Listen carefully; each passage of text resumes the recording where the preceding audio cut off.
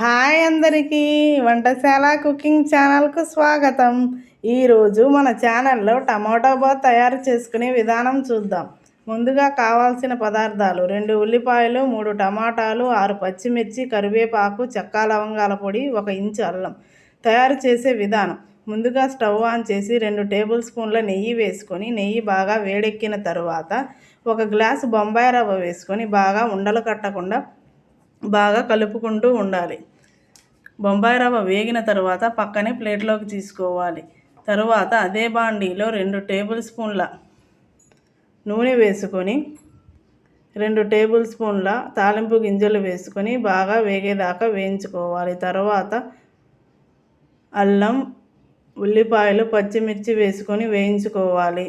అల్లం, పచ్చిమిర్చి, ఉల్లిపాయలు వేగేదాకా వేయించుకున్న తర్వాత టమాటా ముక్కలు వేసుకోవాలి. టమాటా ముక్కల్ని బాగా కలుపుకోవాలి. తర్వాత కరివేపాకు వేసుకొని ముక్కలన్నిటినీ బాగా కలుపుకోవాలి. ముందుగా మిక్సీ పట్టి పెట్టుకున్న చెక్క లవంగాల పొడి 1 టేబుల్ స్పూన్ వేసుకొని అందులోనే 1 టేబుల్ స్పూన్ పసుపు మరియు సరిపడా ఉప్పు వేసుకోవాలి. ఉప్పు వేసుకొని బాగా కలుపుకోవాలి.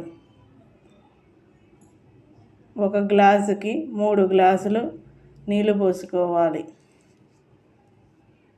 నీళ్ళు పోసుకున్న తర్వాత ఒకసారి కలుపుకొని నీళ్ళంతా బాగా మరిగేదాకా చూసుకోవాలి. నీళ్ళు బాగా మరిగిన తర్వాత ముందుగా తీసి పెట్టుకున్న గ్లాసు బొంబాయి రవ్వ వేసుకుంటూ కలుపుకుంటూ ఉండాలి. బొంబాయి రవ్వ బాగా ఉడికిన తర్వాత 2 నిమిషాలు సిమ్లో పెట్టుకోవాలి. అంతే, tomato bath ready. Thanks for watching. Thank you.